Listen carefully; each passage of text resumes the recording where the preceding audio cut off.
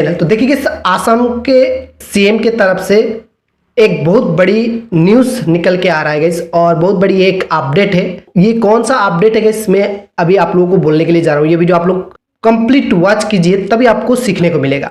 सबसे पहले आधार कार्ड से लेकर एक बड़ी अपडेट ये है, जिनका एज 18 ईयर्स से एबव होता है तो उनका न्यू एनरोलमेंट नहीं होता है। तो गाइस ये साफ साफ तरीके से बताया गया है आसाम के सीएम के तरफ से। तो मैं दिखाऊंगा थोड़ा देर बाद में, ये वीडियो आप लोग देखते रहिए, जब तभी आपको पता चलेगा एक्चुअली क्या क्या न्यूज़ आ रहा है। और उसके बाद में नया वोटर कार्ड बनवाने के लिए भी गाइस अभी आसाम का ही बर्थ प्रूफ आपको देना पड़ेगा, मतलब बर्थ सर्टिफिकेट नेसेसरी है, मैंडेटरी किया गया है। और इसका भी गाइस एक नया अपडेट है, आप लोग देखते रहिए। ये एक बहुत बड़ी अपडेट है गाइस आज के समय पर, तो मैं आप लोगों को दिखाना चाहता हूँ एक्चुअली क्या क्या बताया गया है। और उसके साथ साथ लैंड से लेकर भी गाइस एक बड़ी अनाउंसमेंट किया गया है। तो वीजीआर एंड पीजीआर जो भी लैंड है गाइस, तो वहां पर अभी सर्वे होगा। घुसपैठियों बैठ रहे हैं, आसाम का जो भी है लैंड या तो ट्राइबल बेल्ट एंड ब्लॉक पर रीसर्वे होगा और वहां से गाइस उनको हटाया जाएगा। ये बहुत बड़ी एक न्यूज़ निकल के आ रही है गाइस, आप लोग पूरा देखिए, तभी आपको एक्चुअली पता चलेगा क्या न्यूज़ है एक्चुअल में और कौन सा स्टेप अभी chief minister of Assam Hemant विश्व शर्मा लेने वाले हैं। तो चलिए गाइस ये न्यूज़ देखिए अभी आप लोग। কাষত যিখিনি মানুহ আছে তেওঁলোকে হয় ট্ৰাইবেল বেল্ট এণ্ড ব্লকত আছে, নহলে ভিজিআৰ পিজিআৰত আছে।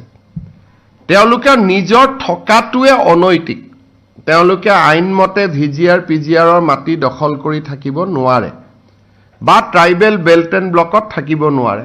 আনকি আপোনালোকে দেখিছে যে বিধানসভাত সিদিনাখন বিৰোধী দলপতিও কৈছে, তেওঁ এটা চন কৈছে, সেই চনৰ পিছত তেনেকুৱা মানুহ তাত দখল কৰি মাটি দখল কৰি থাকিব নোৱাৰে। গতিকে মই গোটেই কেইজন আয়ুক্তক এইটো নিৰ্দেশ দিছোঁ যে ভিজিআৰ পিজিআৰত এটা সম্পূৰ্ণ আমি সাৰ্ভে কৰিব লাগে। যিমান মানুহ যোন তিনিটা প্ৰজন্ম অসমত নাই, যোনে আইনমতে অসমীয়া মাটি পাব যোগ্য, তেওঁলোকক বাদ দি যিসকলে ভিজিআৰ পিজিআৰত বহি আছে আৰু যোন আমাৰ থলুৱা অসমীয়া মানুহ নহয়, খিলঞ্জীয়া জনজাতি মানুহ নহয়, খিলঞ্জীয়া ওবিচি নহয়, এছটি নহয়, শিডুল কাষ্ট নহয় বা আমাৰ থলুৱা অসমীয়া নহয় তিনিটা প্ৰজন্মৰ, মই গোটেই অসমৰ ভিজিআৰ পিজিআৰ আৰু ট্ৰাইবেল বেল্ট এণ্ড ব্লকত বিশেষকৈ সেন্সিটিভ জাগাত, সংবেদনশীল জাগাত বহি থকা মানুহখিনিৰ এটা তালিকা বনাব কৈছোঁ। পিছত আমি আইনৰ সহায় লৈ আমি যি ধৰণে আইনী ব্যৱস্থা ল'ব লাগে আমি ল'ব পাৰিম। কাষত যিখিনি মানুহ আছে তেওঁলোকে হয় ট্ৰাইবেল বেল্ট এণ্ড ব্লকত আছে, নহলে ভিজিআৰ পিজিআৰত আছে। তেওঁলোকে নিজৰ থকাটোৱে অনৈতিক। তেওঁলোকে আইনমতে ভিজিআৰ পিজিআৰৰ মাটি দখল কৰি থাকিব নোৱাৰে বা ট্ৰাইবেল বেল্ট এণ্ড ব্লকত থাকিব নোৱাৰে। কাৰণে জন্ম মৃত্যুৰ প্ৰমাণ পত্ৰ লাগিব। প্ৰাপ্তবয়স্কই আধাৰ বিচাৰিলে অকল জিলা উপায়ুক্তহে তাক দিব পাৰিব, আন কোনেও প্ৰাপ্তবয়স্কক আধাৰ দিব নোৱাৰিব। ইয়াৰ ফলত বাংলাদেশৰ পৰা অহা ফ্ৰেছ মানুহে আধাৰ কাৰ্ড ল'ব নোৱাৰিব। আৰু একেবাৰে আমি ৰাস্তাটোও বন্ধ কৰা নাই। কোনোবা যদি জেনুইন মানুহ আছে, বিশেষকৈ চাহ বাগিচা অঞ্চলত কিছু জেনুইন মানুহ এতিয়াও আধাৰ পোৱা নাই, তেওঁলোকক জিলা উপায়ুক্তজনে দিব পাৰিব। তাৰমানে আগতে আধাৰ কেন্দ্ৰতে পাই যায় বা এছডিচি অফিচত পায়, এতিয়া ডিচিজনে নিজে নোচোৱালৈকে আধাৰ পোৱা ৰাস্তাটো বন্ধ হৈ যাব। এইটো এটা অসমত আমি নতুন বিদেশী মানুহে যাতে আধাৰ নাপায় তাৰ কাৰণে এটা ডাঙৰ ব্যৱস্থা হ'ব, এটা ডিটাৰেণ্ট হ'ব। আৰু আজিকালি আধাৰ ল'বৰ কাৰণে বা এইবাৰ ভোটাৰ লিষ্টতো নাম সোমাবৰ কাৰণে জন্ম মৃত্যুৰ প্ৰমাণ পত্ৰ লাগিব। ভোটাৰ লিষ্টতো নাম সোমাবৰ কাৰণে জন্ম মৃত্যুৰ প্ৰমাণ পত্ৰ লাগিব। প্ৰাপ্তবয়স্কই আধাৰ বিচাৰিলে অকল জিলা উপায়ুক্তহে তাক দিব পাৰিব, আন কোনেও প্ৰাপ্তবয়স্কক আধাৰ দিব নোৱাৰিব। ইয়াৰ ফলত বাংলাদেশৰ পৰা অহা ফ্ৰেছ মানুহে আধাৰ কাৰ্ড ল'ব নোৱাৰিব।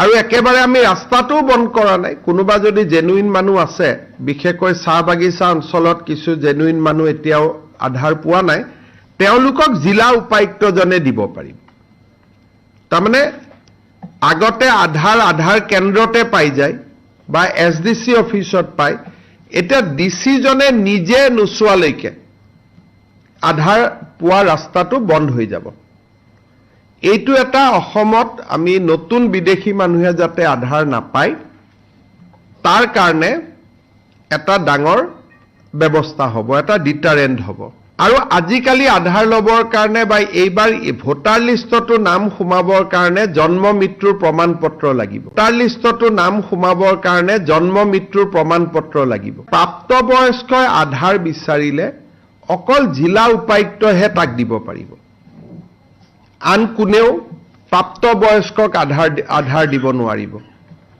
ইয়াৰ ফলত বাংলাদেশৰ পৰা অহা ফ্ৰেছ মানুহে আধাৰ কাৰ্ড ল'ব নোৱাৰিব আৰু একেবাৰে আমি ৰাস্তাটো বন্ধ কৰা নাই কোনোবা যদি জেনুইন মানুহ আছে বিশেষকৈ চাহ বাগিচা অঞ্চলত কিছু জেনুইন মানুহ এতিয়াও আধাৰ পোৱা নাই তেওঁলোকক জিলা উপায়ুক্তজনে দিব পাৰিব তাৰমানে আগতে আধাৰ কেন্দ্ৰতে পাই যায় বা এছডিসি অফিচত পায় এটা ডিসিজনে নিজে নোচোৱালৈকে আধাৰ পোৱা ৰাস্তাটো বন্ধ হৈ যাব এইটো এটা অসমত আমি নতুন বিদেশী মানুহে যাতে আধাৰ নাপায় তাৰ কাৰণে এটা ডাঙৰ ব্যৱস্থা হ'ব এটা ডিটাৰেন্ট হ'ব আৰু আজিকালি আধাৰ লবৰ কাৰণে বা এইবাৰ ভোটাৰ লিষ্টতো নাম সোমাবৰ কাৰণে জন্ম মৃত্যুৰ প্ৰমাণ পত্ৰ লাগিব ভোটাৰ লিষ্টতো নাম সোমাবৰ কাৰণে জন্ম মৃত্যুৰ প্ৰমাণ পত্ৰ লাগিব প্ৰাপ্তবয়স্কই আধাৰ বিচাৰিলে